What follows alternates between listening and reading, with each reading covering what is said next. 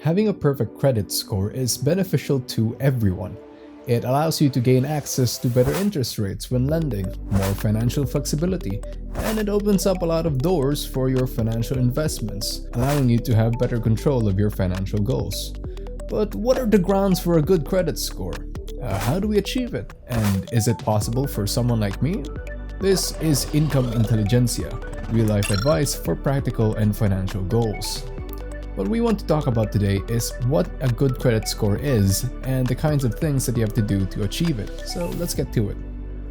A credit score is essentially a representation of your credit worthiness. It's a report that states everything involving your credit behavior and history.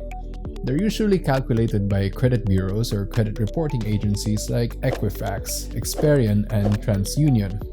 The most common scoring method that's used is the FICO score, which ranges from 300 to 850, with 850 being the highest. Each credit bureau has their own scoring system, but the general principle of calculating your credit worthiness remains the same, with them essentially measuring your credit management through several key factors. It's also important to note that if you do not have a credit history, it may sometimes count as a low credit score due to not having enough information for the credit bureaus to work with. If you have a good enough credit score, you'll have more access to more financial opportunities such as a higher credit limit, easier access to personal loans, mortgages, or other investments. Lenders normally assess their risk by checking your credit score first in order to know whether they'd be losing money by letting you borrow without the guarantee of repayment, or if you're someone that pays off debt inconsistently. Generally, having a higher credit score also means that you have lower interest rates and better deals. Some employment opportunities involving financial responsibilities also check your credit score as part of their hiring process. Others, such as cell phone providers, utility companies, mortgages, and insurance companies, check your credit score, and oftentimes you'll save up money if you have a good credit score. If you have a good credit score, it also helps you negotiate better with getting loans and new credit cards. Because they know that you can trust you with credit, it's easier for lenders to let you have more. Because we've mentioned a lot of benefits to having a good credit score, it's also a tool to grow your wealth for investment purposes. Having more financial opportunities allows you the freedom to make better financial decisions and helps you feel more secure knowing that you have more resources available to you.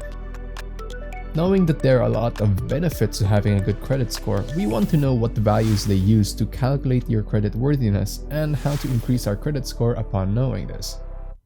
Generally, your credit score is calculated under 5 different categories. You have your payment history at 35%, credit utilization at 30%, credit history and length at 15%, credit mix at 10%, and due credit at 10%. It's invaluable to lenders to know all of this because these factors tell them how responsible you are with the credit that you have and how often you need to borrow as a result. We want to start off with the most significant factor, which is payment history, at a whopping 35%. The most important thing about this matter is that you pay on time. It's a very simple solution to making sure that your credit score is as high as possible. However, there are a few things that you have to take note of when talking about this matter. Let's say you don't always pay on time, and you have some missed payments. Well, the way that it's computed is you divide your on-time payments with your total payments. Let's say you paid on time 97 times out of 100. That means your score for on-time payments is 97%. If it's not possible to pay your loans on time, the least you can do is ask for the minimum amount that you can pay every month and try as much as you can to pay it off. It's important to note that many lenders can report to the 3 main credit bureaus. These include mortgages, unpaid hospital bills, and outstanding credit loans. If you're having trouble managing money, owning money, and not being able to pay on time, it can land you in more financial trouble in the future. The next one we want to talk about is credit utilization at 30%. Credit utilization checks the ratio of your credit limit and your balances. It refers to how much of your credit limit you actually use at any given time. The lower your utilization, the better score you'll get for it. Let's say you have a limit of $100,000 and you use $1,000. It means that you're utilizing 1% of your total credit limit. Keeping your credit utilization low tells lenders that you're responsible with your credit and that you don't need to use all of your credit. If lenders think that you're someone that hits your credit limit often, it would mean that you'll be more likely to have trouble repaying it. Borrowing more money than you often need indicates that there is a higher risk to the lender if they allow you to borrow from them. Most experts say that keeping it at under 30% utilization is key to having a good credit score, and is a perfect balance of being a usable amount and easy to fully pay for. Another thing to do here is ask for a credit limit increase every 6 months in order to lower your credit utilization. If you keep your credit habits the same while increasing your limit, it would effectively lower your credit utilization while still maintaining the lifestyle that you currently have. It's also equally important to note that while having a utilization below 30% would be ideal, most creditors also check the total amount of your credit limit. Understand that however much balance you have in your credit card is temporary, and what you need to do is to able to lower it to pay it on time. Having a bigger balance as time goes on sets you back, as the interest rates alone will raise your utilization the longer you hold on to it. Once you're able to maintain a proper amount of utilization per month, you'll also need to factor in how long you've had lines of credit. Credit history length accounts for 15% of your total credit score, and it tells lenders the average overall history you've had with credit cards. It doesn't necessarily tell them how long you've had your first one, but rather the average of all your lines of credit. Let's say the first credit card you've had was 10 years ago, and your second one was last week. Your score would be calculated as the average of both, which would be 5 years. For this one, the most important thing to understand that the key factor here is time. There's no other trick here but to wait and make sure that there is credit activity while you have lines of credit. The longer history you have with credit, the more your lenders would think that you've managed your credit successfully over the years. The fourth factor is credit mix that takes up 10% of your credit score. Having a mix of different credit lines essentially tells lenders that you're knowledgeable about managing your lines of credit. Installment loans, mortgages, credit card payments, all of those tell lenders that you're someone who has a well-rounded management style when it comes to credit, and that you know how to monitor your spending well. The 3 different types of credit accounts are revolving, installment, and open. With revolving credit accounts, you can borrow anytime freely but with a cap. These are your usual credit cards and normally require a monthly payment.